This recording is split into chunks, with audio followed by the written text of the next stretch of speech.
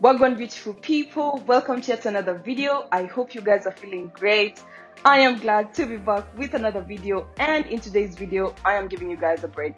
I know I have been going back to back with the preview and review series, but I told you during the summer period, during the transfer, the transfer period, I would be, I was very excited for the season to begin, and the previews and reviews have been going consistently, and I'm happy to say I'm proud of myself. I'm proud of you guys too for always tuning in. Every time I ask you guys to tune in, you're always tuning in. So thank you, thank you, thank you, thank you. If you're new to this channel, I want to please ask you to please subscribe, turn on the post notification bell so you're notified every time I upload a video.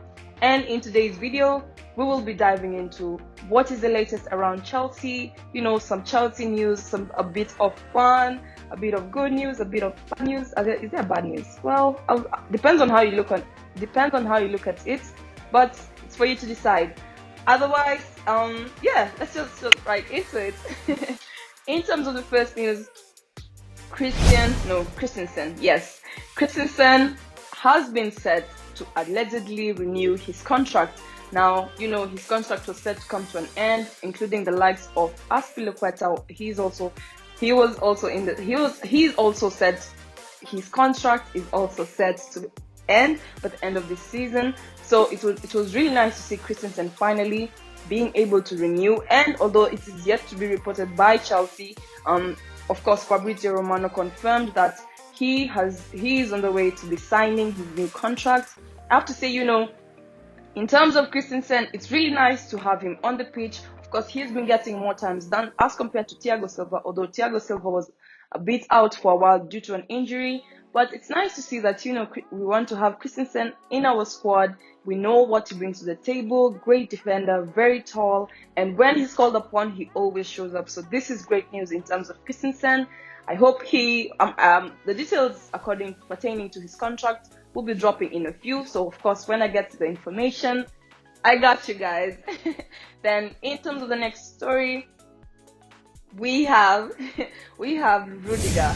In terms of Rudiger, of course, he has been stalling in terms of his contract. He wants his salary to be doubled. I mean, he was earning up to £100 a week, but he is looking for something in the lines of £200,000, and Chelsea have been said to have offered £140 million, and as for now, he has declined the offer. So he's just stalling, and he knows he's good. And there was once upon a time he was just benched. You remember that time. But now, he's a baller after winning the Champions League. He said that, the fans were against him then, but now they're praising him and all that. So, of course, in terms of Rudiger, he's just stalling, and we have to wait and see. Of course, some clubs have been said to be interested in the player, the likes of PSG, the likes of FC Bayern. So, maybe he's looking at his options. I mean, maybe of course, Marina, this is a rumor, it has not been confirmed, allegedly, that Marina is looking to let go of the player, despite the fact that Thomas Tuchel has him in his squad and is considered a key part of the team. So, and Rudiger knows he's a key part of the team. Maybe that's why he's stalling, But we have to wait and see. Marina is considering selling the player and replacing him with Jules Koundé. And in relation to Jules Koundé, maybe since you're already touching on the story, I'll just jump onto the information around him. So, of course, during the transfer window, there was a bit of circulation around Jules Koundé coming to Chelsea. Sadly, the deal did not go through, but apparently the deal is not yet off. In January, during the other transfer window, we might see Jules Koundé make his debut in Chelsea, and it's just a matter of time. Of course, he too was not happy with how the deal he was not happy due to the fact that the deal did not go through. So him coming to Chelsea, of course, he is definitely considering to come into Chelsea. Although he was a bit cryptic in his social media, he cleared the air and said that we should not pay attention to it, because there were the lines of, he's a bit sad. I can't quite pin my head around the actual post, but it was in the lines of he's a bit of the fact that was not able to sign for Chelsea. He might be a bit frustrated, and maybe now that the deal is still in the background, in the works, he might go back to his old self. I mean, it will be frustrating after you go after something and don't get it in the end, of course, but you have to look at the positive side. So maybe, welcome to my TED Talk and goodbye. Maybe this will work out. Who knows? Let's be on the lookout. And if Rudiger was to be sold and we get Jules Koundé, do you think this is a good deal? Do you think if we do away with Rudiger, he has been starting in almost all our matches. He has been a very big part of the starting of the defending, of the centre backs, of the defenders. And do you think this is a very good deal? What do you think? Comment in the comment section down below. I'll be very happy to interact with you guys and know your thoughts.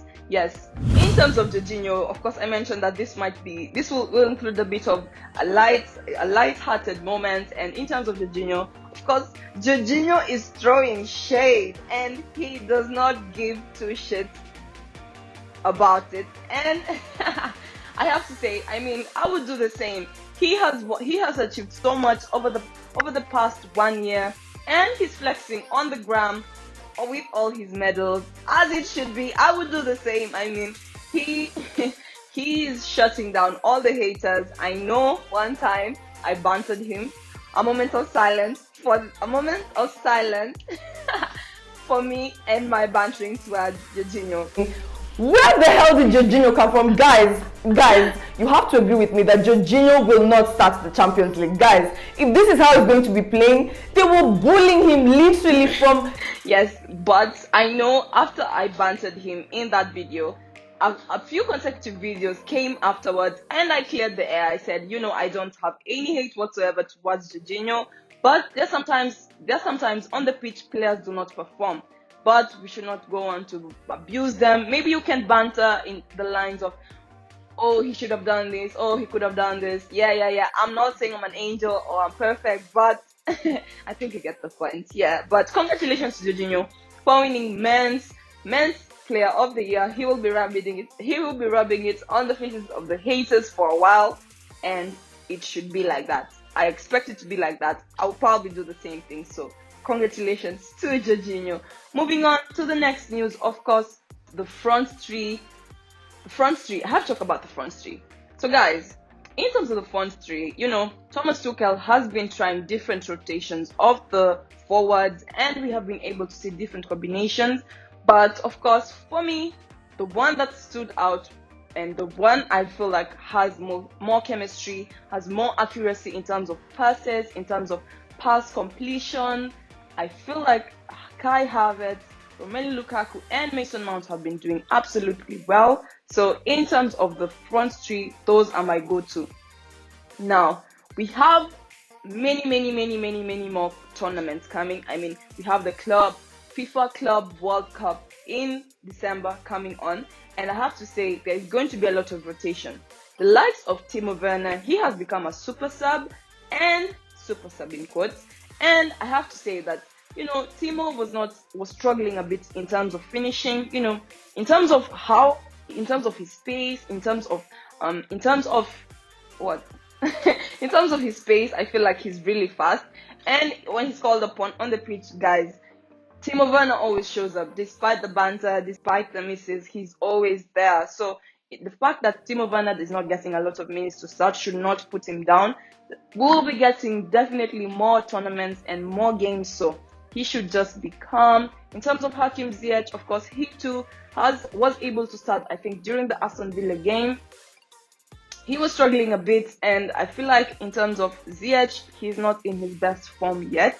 He will get there eventually, or he is yet to get there.